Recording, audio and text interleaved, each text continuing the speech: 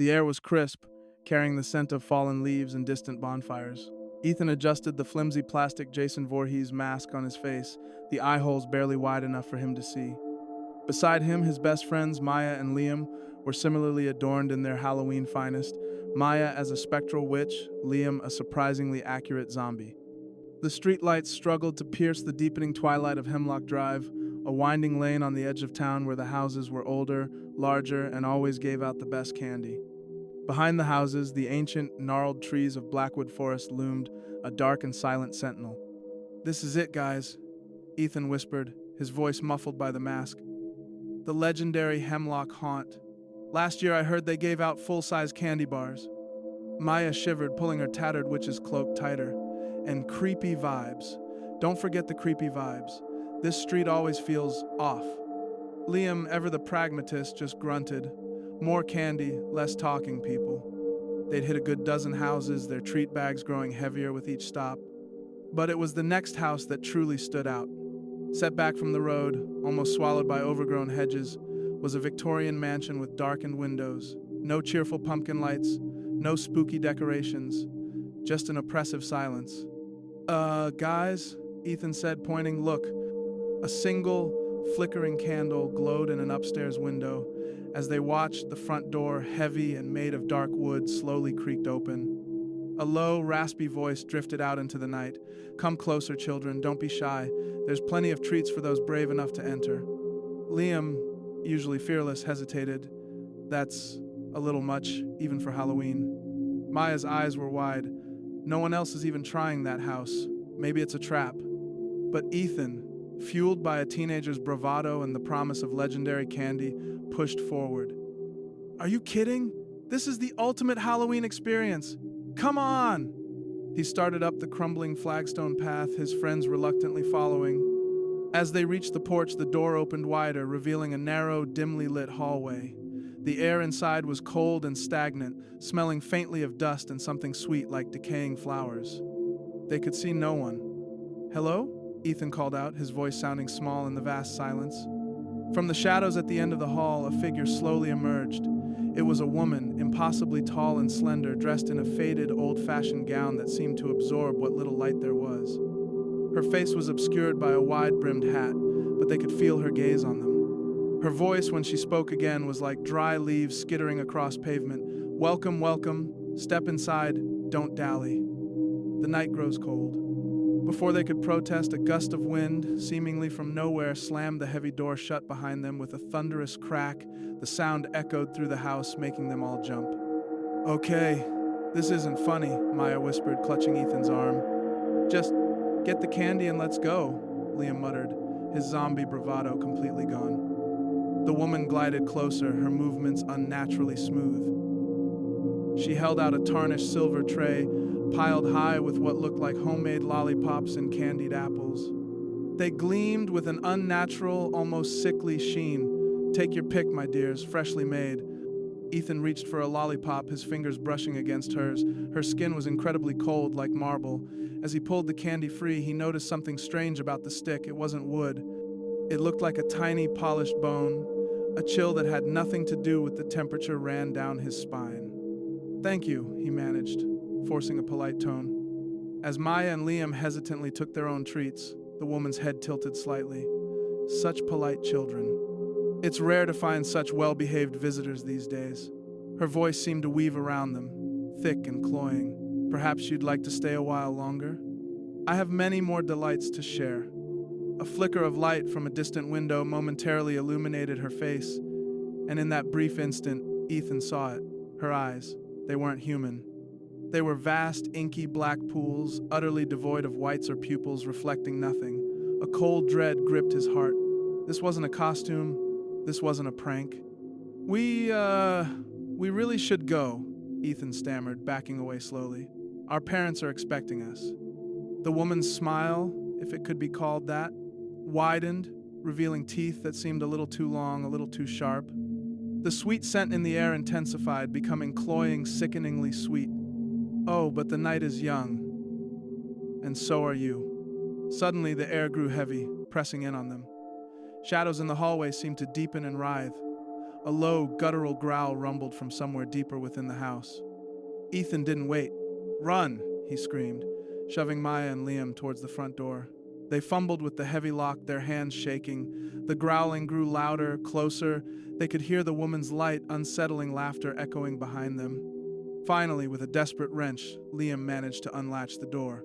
They burst out onto the porch, gasping for breath, and didn't stop running until they hit the street. But the silence of Hemlock Drive was gone. A low, mournful wail drifted from the Victorian house, followed by the undeniable sound of heavy footsteps rapidly approaching. Looking back, Ethan saw the woman no longer gliding but moving with horrifying speed, her dark form almost a blur against the dim light of the house. Behind her, something else stirred in the shadows of the doorway, something large and indistinct, with glowing red eyes. "To the woods!" Maya shrieked, pointing to the dark tree line at the back of the houses. It was their only escape. The street was too long, too exposed. They plunged into blackwood forest, the dry leaves crunching loudly under their feet. The darkness beneath the ancient trees was absolute, broken only by the slivers of moonlight that managed to pierce the thick canopy. Branches clawed at their faces and clothes, and roots threatened to trip them with every frantic step. "This way!" Liam yelled, surprisingly taking the lead, his knowledge of local shortcuts kicking in. They scrambled over fallen logs, ducked under low-hanging branches, their hearts hammering against their ribs. The sounds of the forest, usually comforting, now seemed sinister. Every rustle, every snap of a twig sounded like their pursuers. And they were being pursued. They could hear the heavy thudding of footsteps getting closer, accompanied by the unnerving, dry whisper of the woman's laughter. Then a new sound, a rhythmic, scraping noise, like claws dragging over bark. They risked a glance back. Through the gaps in the trees, they saw fleeting glimpses of the woman's dark form, her hat seeming to float above the undergrowth. But it was what was with her that sent a fresh wave of terror through them. Looming beside her was a hulking, hunched creature, its silhouette monstrous against the faint moonlight. Its red eyes burned like embers, and its long, gnarled arms ended in wickedly sharp talons that scraped against the tree trunks as it moved. "Keep going!" Ethan gasped, his lungs burning. "Don't stop!" They ran blindly, adrenaline coursing through them. The forest floor was uneven, treacherous. Liam stumbled, catching himself just before falling. Maya cried out as a thorny vine snagged her cloak, tearing a long rip in the fabric. The scraping sounds were right behind them now. The woman's laughter was a chilling caress on their necks. They could feel the cold breath of their pursuers. "There, a clearing!" Maya screamed, pointing ahead. Bursting through a thicket of bushes, they found themselves in a small, moonlit clearing. In the center stood a single, ancient oak tree, its branches spreading wide like welcoming arms. But their relief was short-lived. As they ran towards the tree, hoping to use it for cover, the ground beneath their feet suddenly gave way. They plunged downwards with a sickening lurch, landing in a heap on a soft, yielding surface. Dust and the scent of damp earth filled their noses. They had fallen into a forgotten, overgrown hollow. Above them, silhouetted against the moonlit clearing, stood the woman and the creature. The creature let out a low, guttural snarl, its red eyes fixed on them. The woman's head tilted, and her laughter echoed down into the hollow, chilling them to the bone. "Silly children," she purred, her voice dripping with cruel amusement.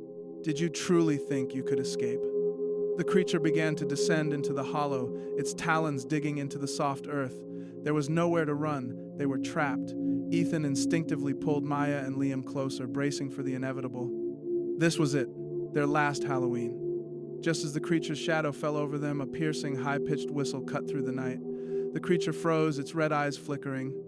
The woman's head snapped up, her unseen gaze directed beyond the clearing. A look of genuine annoyance, almost fear, crossed her features. My, how rude," she hissed, her voice losing its playful edge. "It seems we have unexpected company." From the edge of the clearing, a beam of bright light suddenly swept across the trees. They heard shouts, male voices calling out, "Ethan, Maya, Liam, are you out here?" It was Mr. Henderson, Liam's dad, and probably some of the other parents, out looking for them. They must have been gone too long. The creature whimpered, backing away from the hollow. The woman cast one last furious glance at the trapped teenagers. "This isn't over," she snarled, her voice a promise rather than a threat. Then, with an eerie swiftness, she and the creature vanished back into the depths of Blackwood Forest, melting into the shadows as if they were never there. "Dad, Mr. Henderson, we're down here!" Liam screamed, his voice hoarse with relief. Moments later, a flashlight beam found them, and a ladder was lowered. Shaken but unharmed, they were pulled out of the hollow and into the relieved arms of their parents. They tried to explain what happened, about the house, the woman, the creature in the woods. But the adults, seeing their mud-stained clothes, their pale faces, and the torn witch's cloak, just attributed it to an overactive imagination and the spooky atmosphere of Halloween. "You kids always get carried away," Mr. Henderson chuckled, ruffling Liam's hair. "Looks like you had quite an adventure, though. Probably scared yourselves silly." As they walked out of the woods, back towards the comforting glow of the streetlights, Ethan looked back at the tree line. He knew what he had seen. He knew the terror they had felt was real.